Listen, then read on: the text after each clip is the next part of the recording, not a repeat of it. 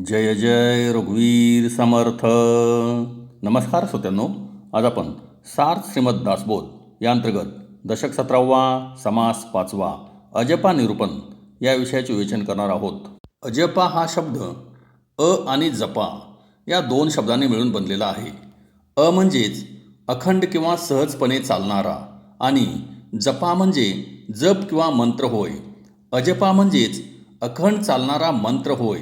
आता अखंड चालणारा जप किंवा मंत्र कोणता, तर तो म्हणजे आपण जो नेहमी सहजपणे श्वास घेतो आणि सोडतो तो होय. म्हणजेच आपण प्रयत्न न करता जो आपोआप जप होतो त्यास अजपा जप असे म्हणतात. आपण श्वास घेताना सो असा सूक्ष्म आवाज तयार होतो आणि श्वास सोडताना ह असा सूक्ष्म आवाज तयार होतो. अशा रीतीने श्वास घेताना व सोडताना सोहम सोहम असा शब्द तयार होतो. हंस आणि हंसो या मंत्राला अजपा जप असे नाव आहे. बाहेरील वायू आत घेणे हा श्वास, तर आतील वायू बाहेर सोडणे हा प्रश्वास होय. श्वास घेताना सोकार, तर श्वास सोडताना हंकार तयार होतो. सोकार हा शक्तिरूप आहे, तर हंकार हा शिवरूप आहे. हंस व सोहम हे दोन्ही शब्द एकच आहेत. तसेच सोहम आणि ओंकार हे दोन्ही शब्द एकच आहेत. सोहम हा प्रणवरूप आहे. प्रत्येक जीव सर्व देहाला व सर्व अवयवांना व्यापून सोहम सोहम करीत हृदयात राहतो. आता आपण कोणते लोक कोणत्या प्रकारचे जप करतात ते पाहू. भक्तिप्रधान भक्तिमान लोक हा प्रणवाचा जप करतात. यामध्ये परमेश्वराची भावना मनात ठेवून रात्रंदिवस भक्तिपूर्वक प्रणवाचा जप करतात. ज्ञानप्रधान वेदांती लोक परमेश्वराशी एकरूपतेच्या भावनेने अहोरात्र सोहमचा जप करतात. स्वर साधना करणारे लोक अजपा जपतात. अशा जपाने त्यांना त्रिकाल ज्ञान व अलौकिक सिद्धी प्राप्त होतात. अद्वैत वेदांती लोक सगुण ब्रह्माची अभेदाने उपासना करतात.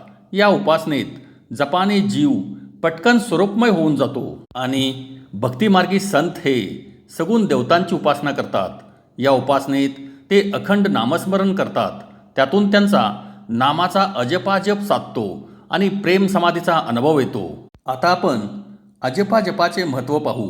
यासाठी आपण वाल्ल्या कोळ्याचे उदाहरण घेऊ. वाल्ल्या कोळी हा सुरुवातीला जप करताना मरा मरा असा जप करायचा, परंतु तोच जप जेव्हा अजपा झाला तेव्हा तोच जप आपोआप रामराम असा झाला आणि त्यामुळेच पुढे वाल्याचा वाल्मिकी झाला. अजपामुळे वाल्मिकीने तिन्ही लोक पावन करून भविष्यकाळी घडणारे रामायण त्याने आधीच लिहिले. इतका हा अजपा अलौकिक आहे. आपले शरीर जिवंत आहे तोपर्यंत श्वासाचे अखंड येणे जाणे चालू असते. श्वास व प्रश्वास किंवा श्वासोच्छ्वास इतका नैसर्गिक आणि सहज होतो की त्याच्यामध्ये काही गूढ रहस्य असेल याची कल्पनासुद्धा आपणास येत नाही. त्याच्यासाठी आपणास सूक्ष्मदृष्टीने विचार करावयास हवा. आता तो कसा ते पाहू. तोंड व नाक यांच्याद्वारे बाहेर पडणारा श्वास किंवा प्राण हा डोळे व कान यात प्रतिष्ठित होतो. याच्यासाठी एक मंत्र आहे, तो म्हणजे मुखनासिकाभ्यम प्राण स्वयं प्रातिष्ठते. तसेच वाणी ह्या 4 प्रकारच्या आहेत, त्या म्हणजे परा, पश्यंती, मध्यमा आणि वैखरी. त्यापैकी परावाणी ही केवळ मूळ संकल्प स्वरूप, स्फुरणरूप किंवा शिवशक्तिरूप असते. ती भावमय, शांत, स्वस्थ व आनंदमय अशी अनुभवास येते. तिच्यात केवळ आनंदाचे भान राहते. तिच्यातून प्रथम नाद येतो, तो प्रणवरूप किंवा ओंकारमय असतो. यासच नादब्रह्म असे म्हणतात. परावाणी ही नाभीच्या ठिकाणी असते.